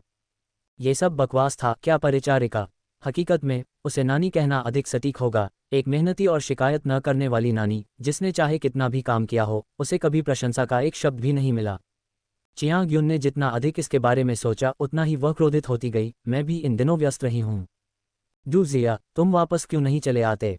डूजिया इतनी मूर्ख नहीं थी कि वापस आ जाए। उसने देखा था कि चियांग युन को यहाँ रहने के लिए कैसा व्यवहार मिला था। संक्षेप में, जो भी यहाँ रहता था वह एक अवैतनिक आया मात्र था। नहीं, मैं यहाँ नहीं जा रहा हूँ। आप तो पहले ही यहाँ आ चुकी हैं भाभी, तो चलिए अब इधर उधर नहीं जाते। चांग युन, जिसका एक पोता है, इतनी गंदी जिंदगी जी रहा है, क्या डूजिया के यहाँ आने से उसकी जिंदगी बेहतर हो जाएगी? झांग दागू ने इन दोनों बहुओं की बातें सुनी और वह भी नाराजगी से भर गया। वह सोचता था कि वे सभी बहुत अच्छे हैं, लेकिन अब उसे एहसास हुआ कि उनमें से प्रत्येक एक कैलकुलेटर था। ये सब हंगामा किस बात पर है? सबसे बड़ा बेटा पहले ही आ चुका है, अब दोबारा जाने की कोई ज़रूरत नहीं है। इसके अलावा हमें जल्द ही कार्यालय के साथ विध्वंस मुआवजे पर चर्चा करनी होगी और एक बार ये तय हो जाने के बाद हम सभी स्थानांतरित हो जाएंगे। जब झांग गोहुआ और अन्य लोगों ने ये सुना तो वे तुरंत चौंक गए और अपनी पत्नियों की ओर देखकर उन्हें संकेत दिया कि वे शोर न मचाएं। आखिरकार मकान अभी भी वृद्ध दंपति के नाम पर था। हालांकि इस बात पर चर्चा हो चुकी थी कि संपत्ति का वितरण कैसे किया जाएगा, लेकिन जब तक उन्हें मकान आवंटित नहीं किया जाता तब तक बदलाव की संभावना बनी रहेगी। यदि यह उन्हें वितरित नहीं किया गया तो क्या उन्हें नुकसान नहीं होगा? विशेषकर झांग शहुआ, जो सबसे अधिक घबराया हुआ था। यदि झांग दागू ने अभी मकान वितरित नहीं किया और बाद में सिर्फ पैसा बांट दिया तो यह स्पष्ट था कि सबसे अधिक लाभ किसे होगा। डूजिया को भी झटका लगा। घर अभी भी बूढ़े दंपति के नाम पर था और अगर बात को बढ़ा चढ़ाकर बताया गया तो अगर घर उन्हें नहीं दिया गया तो वे ही रोएंगे। इस विचार के साथ डूजिया ने कई बार चियांग युन को गुस्से से घूरा, क्योंकि वह अच्छी तरह जानता था कि कुछ लोगों का इरादा अच्छा नहीं होता। झांग होंग निश्चित रूप से अपना मुंह और भी बंद रखेगी। अगर बात उस हद तक पहुंच गई तो वे सीधे कहेंगे कि घर बेटे के लिए छोड़ दिया गया है। फिर वह क्या कर सकती थी? इस समय सभी को शांत देखकर झांग दागू के दिल में ठंडक महसूस हुई। वह मूर्ख नहीं था। वह अच्छी तरह जानता था कि उसके बेटे उसकी बात इसलिए नहीं सुन रहे थे कि वह उनका पिता है, बल्कि इसलिए सुन रहे थे कि घर की वजह से सुन रहे थे। यदि एक दिन उसके पास न तो घर हो न ही पैसा, तो क्या वह तब भी उन पर भरोसा कर सकता है? वह उन पर बिल्कुल भी भरोसा नहीं कर सकता था। यदि उसके अपने बेटे उसके प्रति इतने विवेकशील हो सकते हैं तो उसके पोतों के बारे में क्या? झांग दागू ने झांग यी पर एक नज़र डाली, जो अभी भी अपना सिर झुकाए खा रहा था, केवल अपने पसंदीदा व्यंजन चुन रहा था, और अचानक हिचकिचाने लगा। क्या उनके बहुप्रतीक्षित पोते पर सचमुच भरोसा किया जा सकता है कि वह उनके साथ अच्छा व्यवहार करेगा? उसे याद आया कि झांग यू ने कहा था कि झांग यी उसे नीची नज़र से देखती थी क्योंकि उसके पास न तो घर था और न ही पैसा। आखिरकार झांग यू हमेशा उनके प्रति बहुत दयालु रहा था, उनके लिए कपड़े, स्कूल की सामग्री खरीदता था और उन्हें मनोरंजन के लिए बाहर ले जाता था। गर्मियों और सर्दियों की छुट्टियों के दौरान सभी बच्चे आकर रुकते थे, और क्या ये झांग यू ही नहीं था जो उनकी देखभाल करता था। लेकिन अंत में, चाहे वह झांग यी हो, झांग शिन हो या लियू जियान हो, उनमें से किसने झांग यू के साथ अच्छा व्यवहार किया था? यद्यपि झांग शिन और लियू जियान ने उसे सीधे उसके नाम से नहीं पुकारा जैसा कि झांग यी ने किया था, उसने उन्हें झांग यू के प्रति ज़्यादा सम्मान भी नहीं दिखाते देखा था। यदि एक दिन उनके पास भी पैसा या घर न हो, तो क्या ये तथाकथित पुत्र पुत्री और पोते पोतियां उनके साथ अच्छा व्यवहार करेंगे? ये सोचते हुए झांग दागू को अपने कई पुराने सहकर्मियों की याद आई, जो अच्छा जीवन जीते थे, अपने पैसे और घरों को संभाल कर रखते थे, तथा यह निर्णय लेते थे कि उन्हें किस बच्चे को देना है जो उनके साथ अच्छा व्यवहार करता है। जिन लोगों का जीवन अच्छा नहीं था, उन्होंने अपने मकान अपने वंशजों को पहले ही दे दिए थे, और उनके पास जो पैसा था वह लगभग खर्च हो चुका था। यह विचार आते ही झांग दागू कांप उठा, वह खुद को ऐसी स्थिति में नहीं आने दे सकता था। उन्होंने पहले सोचा था कि 2 बेडरूम वाला अपार्टमेंट उनके और उनकी पत्नी के लिए पर्याप्त होगा, लेकिन अब उन्हें लगा कि 3 बेडरूम वाला अपार्टमेंट आवश्यक है। उनमें से प्रत्येक के पास अपना अलग कमरा हो सकता है, तथा उनकी देखभाल करने वाले के लिए एक अतिरिक्त कमरा हो सकता है। आखिरकार बड़े घर में बच्चे उनके साथ अच्छा व्यवहार करने के लिए अधिक प्रेरित होंगे। और जहां तक झांग यू का सवाल है, झांग दागू ने इस पर विचार किया और महसूस किया कि वे उसे कुछ नहीं दे सकते। आखिरकार उसने वर्षों से कठिन समय बिताया था। मैं पिछले कुछ दिनों से यही सोच रहा था, हालांकि लिटिल यू की शादी नहीं हुई है, वह लंबे समय से हमारी देखभाल कर रही है, हम उसे घर के बंटवारे से बाहर नहीं कर सकते। जैसे ही उसने ये कहा, वहां मौजूद सभी लोगों ने आश्चर्य से अपना सिर उठाया और झांग दागू को भ्रम और विस्मय से देखने लगे। वे समझ नहीं पा रहे थे कि झांग दागू ने अचानक अपना मन क्यों बदल लिया। हर कोई जानता था कि पुराना घर काफी बड़ा लगता था, लेकिन 4 हिस्सों में विभाजित होने के कारण यह उनके लिए 2 बेडरूम वाले अपार्टमेंट के लिए पर्याप्त था। 3 बेडरूम वाला मकान पाने के लिए उन्हें अधिक धनराशि खर्च करनी होगी। उन्हें पहले से ही लग रहा था कि उनके पास खाने के लिए पर्याप्त भोजन नहीं है, और अब झांग यू को भी हिस्सा मिलना था। क्या यह उनके हिस्से पर अतिक्रमण नहीं था? लेकिन वे क्या कह सकते थे? वे झांग यू को उसका हिस्सा देने से इनकार नहीं कर सकते थे। आखिरकार वह बच्चों में से एक थी, और यह स्वाभाविक ही था कि झांग दागू अपनी छोटी बेटी को संपत्ति का एक हिस्सा देना चाहता। पान हुआन काफी हैरान था, क्योंकि उसने पहले कभी झांग दागू को ऐसा कहते नहीं सुना था। हालांकि वह ये नहीं समझ पाई कि उसने अचानक अपना मन क्यों बदल लिया, लेकिन उसने अनुमान लगाया कि संभवतः ये कुछ बच्चों के व्यवहार के कारण था। झांग गोहुआ ने एक पल सोचा, फिर बोला, छोटी बहन को घर देकर क्या वह अविवाहित नहीं रह गई है? क्या अविवाहित रहने का मतलब यह है कि उसके पास घर नहीं हो सकता? झांग दागू ने तीखी प्रतिक्रिया व्यक्त की। झांग गोहुआ सहमत होने के अलावा और क्या कर सकता था? कोर्स के पाठ्यक्रम की, मैंने भी इस पर विचार किया है। एक व्यक्ति के पास संपत्ति या पैसा नहीं होना चाहिए, अन्यथा जब आप बूढ़े हो जाएंगे तो आपकी देखभाल कौन करेगा? चूंकि लिटिल यू विवाहित नहीं है, इसलिए उसके पास घर की चाबियों का एक सेट होना चाहिए। तुम बच्चों को ऐसा महसूस नहीं करना चाहिए कि तुम्हारे साथ अन्याय हुआ है। शियाओ यी, भविष्य में तुम में से जो भी उसके साथ अच्छा व्यवहार करेगा, वह उसे यह घर दे देगी। जहां तक मेरे घर की बात है, तो ये भी उसी को मिलेगा जो हमारे साथ अच्छा व्यवहार करता है और हमारी देखभाल करता है। क्या ये बात मायने रखती है कि घर पोते को दिया जाएगा या नहीं? झांग दागू ने सोचा, क्या चियांग युन केवल इसलिए अपमानजनक नहीं है क्योंकि वह भविष्य में झांग यी के साथ घर और धन के बड़े हिस्से पर भरोसा कर रही है? हम देर तक काम करने, समारोहों की ये सारी बातें, क्या वह सचमुच सोचती थी कि उसे पता नहीं है? ये तो काम न करने का एक बहाना मात्र था। झांग यू को इस बात का जरा भी अंदाजा नहीं था कि उस समय घर पर इतनी बड़ी बात चल रही थी। लेकिन अगर वह जानती भी, तो उसे इसकी परवाह नहीं होती, क्योंकि वह इस बात पर सोचने में व्यस्त थी कि क्या उपहार खरीदे और वापस ले जाए। आखिरकार वह पहली बार वापस जा रही थी और उसे निश्चित रूप से कुछ उपहार लाने थे। वह झांग दागू और उसकी पत्नी के लिए उपहार लाती थी, तथा बाकी सभी के लिए वह बस कुछ पेस्ट्री लाती थी ताकि सभी उसका स्वाद ले सकें। ये सोचकर झांग यू राहत की सांस लेने से खुद को नहीं रोक सका। घर वापस जाना वास्तव में सिर्फ पैसा खर्च करने के बारे में है। ये कितनी राहत की बात है कि कंपनी यात्रा खर्च का भुगतान कर रही थी। यदि उसे अपनी जेब से भुगतान करना पड़ता तो झांग यू सचमुच रो पड़ती, क्योंकि आने जाने का खर्च कम से कम 2000 रुपये होता। उसके जैसे किसी व्यक्ति के लिए जिसके पास घर नहीं था, ये घर का आधा वर्ग मीटर खोने जैसा था। शनिवार की सुबह झांग यू तब तक सोती रही जब तक कि वह स्वाभाविक रूप से जाग नहीं गई। उसने अपने कमरे को थोड़ा सा साफ किया और फिर स्टेशन की ओर दौड़ी, जहां उसने वापस जाने के लिए 8:30 बजे की ट्रेन का टिकट खरीदा। यद्यपि उसने पान हुआन को यह आभास दिया था कि वह देर से घर लौटेगी, लेकिन ऐसा नहीं था कि वह वास्तव में बहुत देर से वापस जाएगी।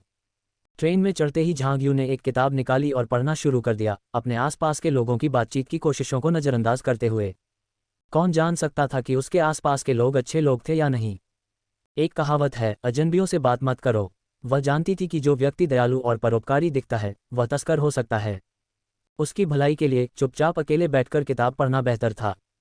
जब उसने अगले स्टेशन के लिए ट्रेन की घोषणा सुनी तो झांग यू खड़ी हो गई, अपना सूटकेस लिया और उतरने के लिए दरवाजे के पास इंतजार करने लगी। उतरने के बाद झांग यू ने सीधे एक टैक्सी बुलाई। वह बस में जाने के लिए बहुत आलसी था। अपने परिवार के घर से कुछ ही दूरी पर वह एक सामान्य कमरे में रुकी और फिर उपहारों के साथ झांग परिवार के घर की ओर चल पड़ी। लगभग 1 महीने के लिए बाहर जाने के बाद झांग यू ने देखा कि कुछ लोग पहले ही चले गए थे। भविष्य में जब भी वह वापस आती तो अपने पुराने पड़ोसियों से मिलना कम होता जाता। यद्यपि कुछ लोग वापस चले जाने का निर्णय लेते, लेकिन कुछ लोग इंतजार नहीं कर पाते और पैसा लेकर कहीं और मकान खरीदने का निर्णय लेते। झांग यू ने कुछ पुराने पड़ोसियों का अभिवादन किया और सहजता से पूछा कि क्या वे स्थानांतरित हो रहे हैं, जबकि पड़ोसियों ने उनसे पूछा कि शहर से बाहर काम करना कैसा लगता है।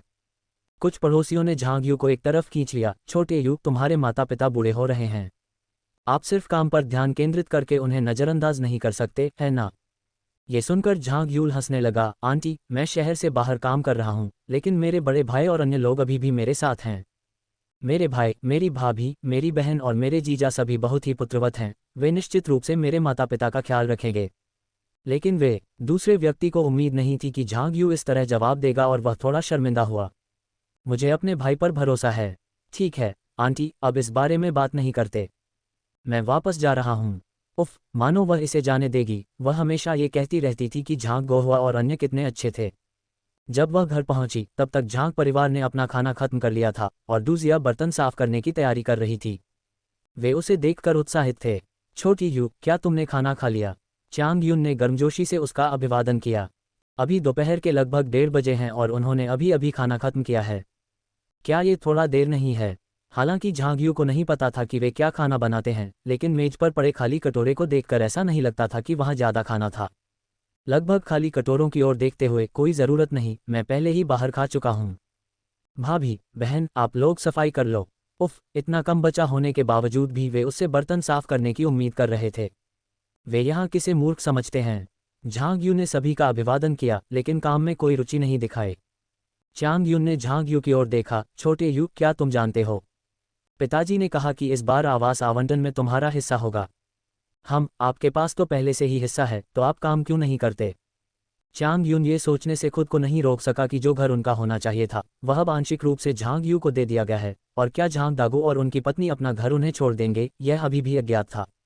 हालांकि झांग दागू ने यह भी कहा था कि झांग यू के लिए घर भविष्य में उनके भतीजे और भतीजियों के लिए छोड़ दिया जाएगा, लेकिन चांग यून जानता था कि झांग यी ने हमेशा झांग यू को नीची नज़र से देखा था। इस समय चांग यून को सचमुच पछतावा हुआ कि उसने झांग यू के सामने कुछ बकवास क्यों कहा, जिससे ये बच्चा झांग यू के पास गया, जिससे झांग यू को गुस्सा आ गया। घर पाने के लिए किसी को झांग शिन और अन्य लोगों से बेहतर प्रदर्शन करना था, जिससे चियांग यून वास्तव में क्रोधित हो गया। क्या झांग यू भी इस खबर से हैरान था? क्या आपने क्या कहा? क्या इस घर में मेरा भी हिस्सा है? झांग यू ने सोचा कि क्या ये वही तथाकथित घर है जिसके बारे में झांग दागू ने कहा था कि भविष्य में उसे दिया जाएगा। उसने अपने बूढ़े पड़ोसी की बातें भी याद की, जिसमें उसने उससे कहा था कि वह न केवल अपने काम पर ध्यान दे, बल्कि अपने माता पिता की देखभाल भी करे। झांग यू का पहला विचार ये था कि क्या ये वृद्ध दंपति द्वारा उसे दाई के रूप में संतुष्ट रखने के लिए बनाई गई कोई नई रणनीति हो सकती है। दुर्भाग्यवश उन्हें वास्तव में इसकी परवाह नहीं थी। कोई जरूरत नहीं, मैं विवाहित नहीं हूँ और मेरी आवास समस्या का समाधान करना आसान है। आप इसे कैसे हल करने की योजना बना रहे हैं? चियांग यून ने दबाव डाला। क्या आपको सचमुच लगता है कि घर खरीदना आसान है? बेशक, घर खरीदने के लिए पैसे बचाकर एक छोटा सा 2 बेडरूम वाला मकान पर्याप्त होगा और इसकी कीमत लगभग 3 लाख रुपए हो सकती है। अचानक झांग यू को लगा कि अपने वर्तमान वेतन से वह केवल 2 वर्षों में ये काम पूरा कर सकती है। वाह, ऐसे युग में जहां पैसा अभी भी मायने रखता है, ये सचमुच बहुत बढ़िया है। झांग यू की बातें सुनकर झांग दागू खुद को रोक नहीं सका और ठंडे स्वर में बोला, अपने वेतन और खर्च के साथ आप एक साल में कितना बचा सकते हैं? मुझे लगता है कि एक छोटा सा घर खरीदने के बारे में सोचते हुए भी एक बेडरूम वाला घर भी आपकी पहुंच से बाहर हो सकता है। झांग दागू ने ठंडे स्वर में कहा, बेहतर होगा कि आप पैसे बचाएं और अधिक कमाएं। तुम्हारी माँ और मैंने इस पर चर्चा की है। आप भी परिवार के सदस्य हैं। आपके भाई का भी हिस्सा है, अगर आपका नहीं है तो इसका कोई मतलब नहीं है। बेशक उनके अपने परिवार हैं और आप अकेले हैं, इसलिए हम आपके लिए एक छोटा सा स्टूडियो अपार्टमेंट छोड़ देंगे। झांग दागू को लगा कि वह अभी भी झांग यू के साथ बहुत अच्छा व्यवहार नहीं कर सकता, जब समय आएगा तो ये हमारे ठीक बगल में होगा। इस तरह एक जोड़े के रूप में उनकी देखभाल करना भी सुविधाजनक होगा, और शायद अन्य बच्चे ये देखकर कि झांग यू उनकी देखभाल करने के लिए कितनी मेहनत करता है, उनके साथ भी अच्छा व्यवहार करेंगे। ओह, कितनी उदारता है, अब उसे खुश करने के लिए घर में रहने का अधिकार मात्र नहीं है। लेकिन फिर भी वह उनकी मंशा समझ गई और उम्मीद करने लगी कि वह पहले की तरह ही एक ही कमरे में उनकी देखभाल करती रहेगी। झांग यू ने हंसते हुए कहा, कोई ज़रूरत नहीं है पिताजी, ईमानदारी से कहूँ तो जब से मैंने बाहर काम करना शुरू किया है, हालांकि मेरे व्यक्तिगत संबंध और वेतन अभी भी मेरी कंपनी के साथ हैं, मेरे वापस जाने की संभावना कम है। मैं शहर से बाहर काम करूंगा और शायद तभी वापस आऊंगा जब मैं सेवानिवृत्त हो जाऊंगा, जो कि 1 दशक से भी अधिक समय बाद होगा। मैं तुम्हारी देखभाल नहीं कर पाऊंगा। वास्तव में आपको मेरे लिए घर रखने की कोई आवश्यकता नहीं है, और मेरी नौकरी के स्थानांतरण और भत्ते के कारण मेरी वार्षिक आय भी अब लगभग 1 लाख है। 5 या 6 साल तक कड़ी मेहनत करने के बाद मैं एक घर खरीद सका, इसलिए मुझे स्टूडियो छोड़ने की कोई ज़रूरत नहीं है। महज एक स्टूडियो जिसकी कीमत 1 लाख भी नहीं है। झांग यू ने सचमुच इस तरह के प्रस्ताव को तुच्छ समझा। क्या वह महज 1 लाख में एक समर्पित नानी ढूंढने की योजना बना रहा था? झांग यू केवल इतना कह सकी कि झांग दागू वास्तव में अपनी गणनाओं में बहुत तेज था, लेकिन दुर्भाग्यवश वह उसके झांसे में नहीं आने वाली थी। झांग यू के शब्दों ने वहां मौजूद सभी लोगों को चौंका दिया, जिसमें झांग यी भी शामिल थी, जो कुछ फल लेने के लिए नीचे जा रही थी और वहीं जम गई थी। 1 लाख युआन की वार्षिक आय, आपको ये समझना होगा कि 1 साल की मेहनत के बाद वह केवल 40,000 ही कमा पाता था, और वह भी उसके कई सहपाठियों के वेतन से अधिक था। उन्होंने झांग यू को ये सोचकर नीची नज़र से देखा कि 10 साल से अधिक समय तक काम करने के बाद भी वह अभी भी सिर्फ एक विश्वविद्यालय स्नातक थी और केवल 60 से 70,000 रुपये वेतन पाती थी। फिर भी अब वह वास्तव में 30 से 40,000 अतिरिक्त कमा रही थी। झांग यी को थोड़ा अफसोस हुआ, उसे उस दिन झांग यू का नाम नहीं पुकारना चाहिए था। छोटी चाची, झांग यी अभी भी मोटी चमड़ी वाला था, उसने गर्मजोशी से उनका अभिवादन किया। झांग यी को उत्साह से उसे पुकारते देख वह समझ गई कि यह लड़का निश्चित रूप से उसकी आय से हैरान है। हेलो। आप मुस्कुराते हुए चेहरे पर थप्पड़ नहीं मारते, इसलिए झांग यू ने भी झांग यी का गर्मजोशी से अभिवादन किया। छोटे ही। झांग दागू का मूल इरादा झांग यू को वापस स्थानांतरित करने का था। यदि ऐसा संभव न हो तो उन्होंने सोचा कि उसे नौकरी बदल लेनी चाहिए, क्योंकि उसे एक बड़ी कंपनी में वित्त के क्षेत्र में काम करने का अनुभव था और वह फिर भी नौकरी पा सकेगी। उसने यह उम्मीद नहीं की थी कि अब वह इतना अधिक वेतन कमाएगी। यदि वह ये नौकरी छोड़ दे और दूसरी नौकरी तलाश करे तो उसे नहीं पता था कि उसे इतनी अधिक तनख्वाह वाली नौकरी मिलेगी या नहीं।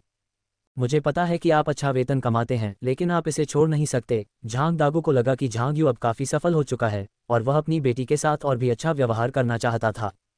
कोई बात नहीं, मैं अकेला हूँ। जैसे आप कहा करते थे पापा, एक पेट भरने से परिवार का पेट नहीं भरता। मैं अपने भाई और बाकियों से बहस नहीं करूँगा। यदि घर को 4 भागों में विभाजित किया जाए तो ये पहले से ही बहुत छोटा है। अगर मैं एक और सिंगल रूम हटा दूं तो आपको और माँ को 2 बेडरूम का घर मिलेगा। उसके पिछले जीवन में एक और व्यक्ति उसके के साथ उन्होंने 3 बेडरूम का मकान लिया था। बेशक झांग गोहुआ और उसकी पत्नी के अनुनय विनय पर उसने एक बड़ा कमरा ले लिया, ये बहाना बनाकर कि उसके पास बहुत सारी चीज़ें हैं और वह झांग दागू और उसकी पत्नी के साथ रह रही है। और झांग गोहुआ और उनके परिवार के पास 2 बेडरूम का मकान था। सभी ने कुछ पैसे का योगदान दिया। इस बार वे संभवतः कम योगदान देंगे, है ना? जब डूजिया और अन्य लोगों ने झांग यू को बार बार यह कहते सुना कि उसे घर नहीं चाहिए, तो उन्होंने भी राहत की सांस ली।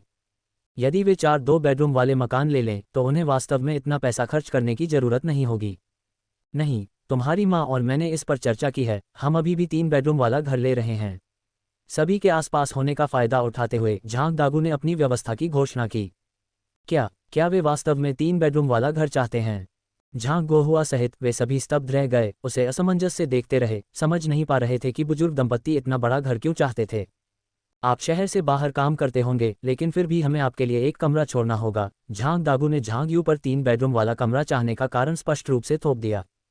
हे भगवान, वह उम्मीद कर रही थी कि झांग परिवार उस पर ध्यान देना बंद कर देगा, फिर भी झांग दागू लगातार उसे गड्ढे में खींचने की कोशिश कर रहा था। माँ और पिताजी, इसकी कोई ज़रूरत नहीं है। आपका घर अगले साल या उसके बाद तक तैयार नहीं होगा, और तब तक मैं एक छोटा स्टूडियो खरीद लूँगा। अगर सचमुच ऐसा हुआ तो मैं किसी होटल में रुक सकता हूँ। इसके अलावा पिछले कुछ वर्षों में मेरे भाई और उनके परिवार ने कई स्थानों की यात्रा की है, और विभिन्न कारणों से मैं कभी बाहर नहीं गया। अब जब आप दोनों बुजुर्गों की देखभाल करने वाला कोई है तो मैं घूमना चाहता हूँ और अपने देश के दृश्य देखना चाहता हूँ। झांग यू जानती थी कि झांग गोहुआ और उसका परिवार इधर उधर यात्रा करते रहे हैं और मूल मेजबान हमेशा से काफ़ी ईर्ष्यालु रहा है, इसलिए वह अभी भी अपनी पिछली स्वयं की अनकही इच्छाओं को पूरा करना चाहती थी। क्या झांग यू वास्तव में यात्रा करने की योजना बना रहा है? इन शब्दों से झांग यी बहुत असंतुष्ट हो गया। उनकी राय में वह झांग परिवार का एकमात्र पोता था। झांग यू का पैसा और घर उसके लिए छोड़ दिया जाना चाहिए। जहां तक झांग यू की यात्रा की योजना का सवाल है, झांग यी को लगा कि वह उसका पैसा खर्च कर रही है, लेकिन वह ऐसा सीधे तौर पर नहीं कह सकता था। झांग यू की उच्च आय के बारे में सुनकर झांग शिन भी विचार करने लगा।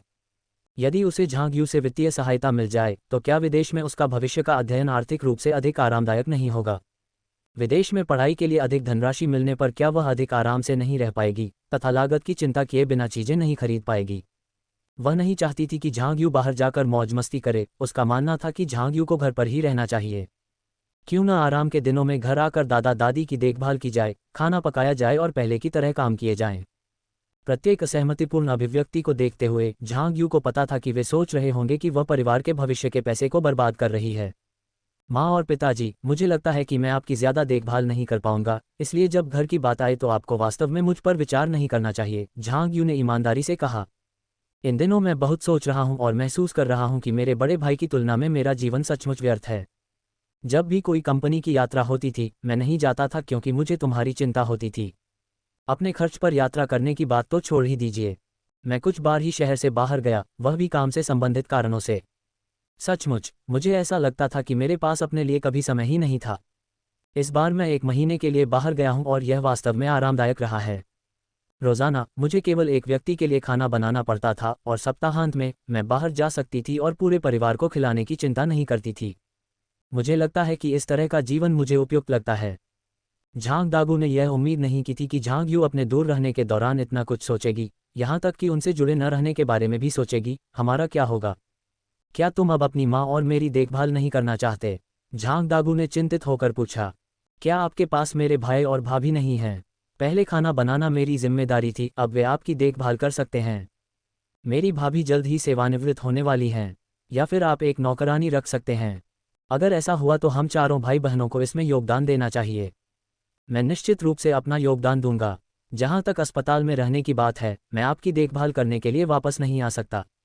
यदि मेरे भाई और भाभी प्रबंधन नहीं कर सकते तो याद कीजिए, जब आप बीमार थे और अस्पताल में भर्ती थे तो मैं दिन में काम करता था और रात में अस्पताल जाता था। तब मैं कामयाब हो गया। झांग यू ने हल्के फुल्के अंदाज में बताया कि मूल मेजबान ने क्या किया था। अगर मेरा बड़ा भाई इसे संभाल नहीं सकता तो एक नज़र रख लो।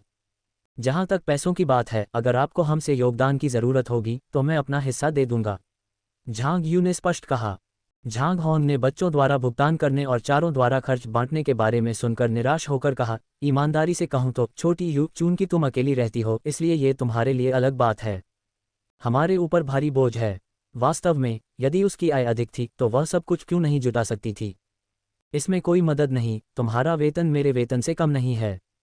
आपको तो बस बच्चों का पालन पोषण करना है, मुझे नहीं। लेकिन मुझे अपने ताबूत के लिए धन बचाने की ज़रूरत है।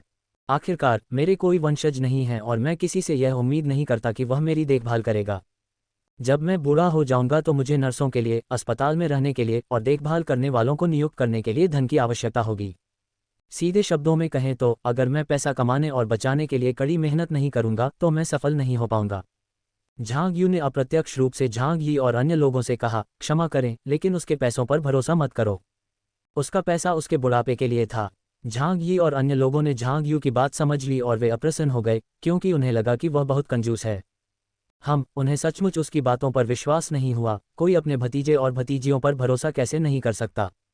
चांग यून ने यह सुनकर जान लिया कि झांग यू ने झांग यी की घटना को दिल पर ले लिया होगा। वह कुछ कहना चाहती थी लेकिन झांग यू की नज़र गंदी मेज पर पड़ी। भाभी, क्या आप बर्तन साफ नहीं करेंगी? अगर आप व्यस्त नहीं होंगे तो जल्द ही रात के खाने का समय हो जाएगा, झांग यू ने चियांग यून की ओर मुस्कुराते हुए कहा। चियांग यून ने झांग यू को एक खाली नज़र से देखा लेकिन उसके पास तेजी से मेज साफ करने के अलावा कोई विकल्प नहीं था। झांग यू ने उन्हें मेज साफ करते हुए देखा, फिर उसने अपने बैग से झांग दागू और अन्य लोगों के लिए खरीदे गए उपहार निकाले। पिताजी, ये वहाँ से चाय है। माँ, ये वहाँ की पेस्ट्री हैं। झांग यू ने काफ़ी देर तक सोचा लेकिन उसे पान हुआन के लिए कोई उपयुक्त उपहार नहीं मिला, इसलिए उसने अतिरिक्त पेस्ट्री खरीद ली। झांग यू द्वारा लाए गए पेस्ट्री को देखकर पान हुआन अपने होठों को बंद किए बिना नहीं रह सकी। कोई बात नहीं, सचमुच इतनी अधिक आय के बावजूद वह अपने लिए इतना ही सामान लेकर आई थी। झांग यू पान हुआन के झुके हुए मुंह से बता सकती थी कि वह शायद संतुष्ट नहीं थी, लेकिन इससे क्या फर्क पड़ता है, उपहार मिलना पहले से ही अच्छा था। झांग दागू झांग यू से मिले उपहार से बहुत संतुष्ट थे। बुरा नहीं है, ये चाय बहुत अच्छी है। झांग गोहुआ ने भी नजर घुमाई। अच्छी चाय है, लगता है तुम्हारे दिन अच्छे चल रहे हैं छोटी बहन। हाँ, उपहार बजट का अधिकांश हिस्सा पिताजी के उपहार पर खर्च हो गया। झांग यू ने स्पष्ट रूप से स्वीकार किया तथा बताया कि अन्य लोगों को साधारण उपहार ही क्यों मिले। झांग दागू को बस इस बात की परवाह थी कि वह अच्छा कर रहा है। जहां तक दूसरों की भावनाओं का सवाल है, उसे वास्तव में इसकी परवाह नहीं थी। ये चाय अच्छी है, मैं आज चाय बनाऊंगा। ये सोचते हुए झांग दागू ने पुकारा, बड़े भाई थोड़ा पानी उबालो, मैं वह चाय पीना चाहता हूँ जो लिटिल यू मेरे लिए लाया है। जैसे ही झांग गोहुआ ने ये सुना, वह ऐसा था जैसे वह अभी चाय बनाने जा रहा है। उसकी आंखें चमक उठीं, पिताजी क्या मैं भी कुछ ले सकता हूँ। झांग दागू स्वाभाविक रूप से चाय बांटने के लिए अनिच्छुक थे, लेकिन चूंकि उनके बेटे ने पूछा था इसलिए वे ज्यादा कंजूस नहीं हो सकते थे, खासकर इसलिए कि जब चाय खत्म हो जाए तो झांग यू और चाय खरीद सकता था, है ना। इसे ध्यान में रखते हुए झांग दागू ने उदारतापूर्वक कहा, ठीक है, हर किसी को इसे आजमाना चाहिए।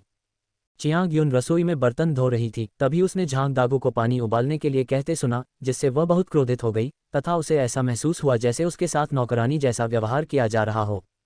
उसने तय कर लिया था, अभी तो बस बर्दाश्त कर लो, घर मिल जाने के बाद वह उनकी देखभाल नहीं करेगी, हम जो भी उनकी देखभाल करना चाहे करे। इन दिनों के दौरान वह वास्तव में इसे बर्दाश्त नहीं कर सकती थी। जाहिर है कुछ चीजें झांग दागू और उसकी पत्नी स्वयं करने में पूरी तरह सक्षम थे, फिर भी उन्होंने हठपूर्वक मना कर दिया और उसके द्वारा उन्हें करने की प्रतीक्षा करने लगे। फिलहाल वह सहन करती रही। चांग युन ने गहरी सांस ली। ठीक है पिताजी, एक क्षण रुकिए, मैं पानी उबाल दूंगा। डूजिया ने चियांग युन को स्पष्ट रूप से अनिच्छुक और कार्य करने के अलावा कोई विकल्प न होने को देखकर फिर से राहत महसूस की कि उसने झांग शोहुआ को वापस आने के लिए राजी नहीं किया था, क्योंकि अंदर जाना आसान था लेकिन बाहर जाना इतना नहीं। झांग होन बर्तन धोने के लिए नीचे झुकी, लेकिन अगर कोई ध्यान से देखे तो पता चलेगा कि वह लगभग 10 मिनट से एक ही बर्तन धो रही थी। चियांग युन ने केतली को स्टोव पर रखा और देखा कि झांग होंग अभी भी लगातार उसी बर्तन को धो रहा था और वह वास्तव में अब अपने गुस्से को रोक नहीं सकी। अरे झांग होंग, तुम्हें क्या हुआ है? तुम अभी भी वह बर्तन क्यों धो रहे हो? अगर आप काम नहीं करना चाहते तो कह दीजिए। सच में मैंने नौकरी में ऐसी लापरवाही कभी नहीं देखी। सच में आप खाना नहीं पकाते, फिर भी आप सबसे ज्यादा खाते हैं। चियांग युन अब अपनी भाभियों और छोटी भाभियों के प्रति असंतोष से भरी हुई थी। उसे लग रहा था कि वे सब काम में टालमटोल कर रही हैं, काम करने में अनिच्छुक हैं, लेकिन जब लाभ की बात आती है तो वे आगे आ जाती हैं। जहां तक सबसे छोटी नंद का सवाल है, जो कोई लाभ नहीं चाहती थी, वह अपनी चिढ़ाने वाली बातों से सबसे अधिक परेशान करने वाली थी तथा ये बताने पर जोर देती थी कि पहले उसने स्वयं कितना कुछ किया था। ऐसा लगता है जैसे वे कह रहे हों कि यदि तीनों परिवार माता पिता की अच्छी देखभाल नहीं कर सकते तो इसका कारण यह है कि वे असमर्थ हैं।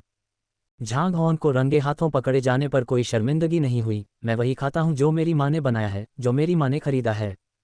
आप ऐसे बात कर रहे हैं जैसे आपने ही दोपहर का भोजन बनाया हो, झांग होंग ने रूखेपन से जवाब दिया। तुम। चांग यून बहुत गुस्से में था, झांग हॉन की ओर इशारा करते हुए। आधे दिन तक तुम कहता रहा, लेकिन कुछ भी कहने में असमर्थ रहा।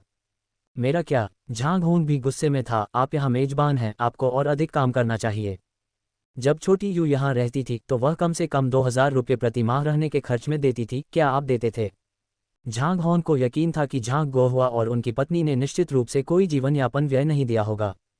ये झांग दागू और उसकी पत्नी का फायदा उठाने के अलावा कुछ नहीं था, है ना? वे स्पष्ट रूप से लालची थे और फिर भी उनमें यह आलोचना करने का साहस था कि वे कितने बुरे थे। उसने ऐसे बेशर्म लोग कभी नहीं देखे थे। मैं अब ऐसा नहीं करूंगी। झांग हॉन्ग अब इसे और बर्दाश्त नहीं करना चाहती थी। वास्तव में झांग दागू को सहना एक बात थी, आखिरकार वह उसके माता पिता थे। लेकिन इस सब में चियांग युन क्या था? इसकी परवाह करने की कोई जरूरत ही नहीं थी। झांग हॉन्ग ऐसे ही चले गए, उन्हें इस बात की बिल्कुल भी परवाह नहीं थी कि चियांग युन कितना क्रोधित था। झांग होन को ऐसे ही जाते देख डूजिया ने तुरंत संकेत दिया कि उसे भी जाना होगा, मेरे पास कुछ और है। चांग युन ने यह उम्मीद नहीं की थी, भले ही झांग हॉन गलत था, कि वह बिना किसी शर्मिंदगी के वहां से चली जाएगी, बल्कि उसने कुछ भी नहीं करने का फैसला किया और बस चली गई। जहां तक डूजिया की बात है, वह भी कोई संत नहीं थी, वह भी चली गई, उसे इतने सारे व्यंजनों और कटलरी से निपटने के लिए अकेला छोड़ दिया। उस समय चांग युन भी वहां से चले जाना चाहती थी, लेकिन उसकी हिम्मत नहीं हुई। अगर उसने ऐसा करने की हिम्मत की तो झांग दागू के असंतुष्ट होने और उसे जमकर डांटने की बात तो दूर, यहां तक कि झांग गोहुआ भी उसे नहीं छोड़ेगा। च्यांग यून जितना अधिक इसके बारे में सोचती उतना ही अधिक वह रोना चाहती थी। वह वास्तव में ये समझ नहीं पा रही थी कि ससुराल का घर ध्वस्त होने और घर मिलने जैसी शानदार चीज़ का ये हाल कैसे हो गया, वह ये बात समझ ही नहीं पा रही थी। वह जानती थी कि यह सब झांग यू की वजह से हुआ है। यदि वह ये न कहती कि वह कुछ नहीं करेगी और फिर उसे न करती तो वह इतनी दयनीय स्थिति में नहीं होती। लेकिन दूसरे पक्ष को विश्वास था, भले ही झांग दागू नर्म पर जाए और उसे घर का एक हिस्सा देने को तैयार हो। इस लड़की ने हठपूर्वक कहा कि उसे इसकी आवश्यकता नहीं है, वह अपना घर खरीद सकती है। यदि वह ऐसा कर सकती तो च्यां यून भी यही चाहती कि उसके पास भी ऐसा आत्मविश्वास हो कि वह कह सके कि वह अब उनकी सेवा नहीं करेगी, कि उसके पास बहुत पैसा है और उसे इस बात की बिल्कुल भी परवाह नहीं है कि झांग दागो और बाकी लोग क्या सोचते हैं। लेकिन उसमें ये कहने का आत्मविश्वास नहीं था।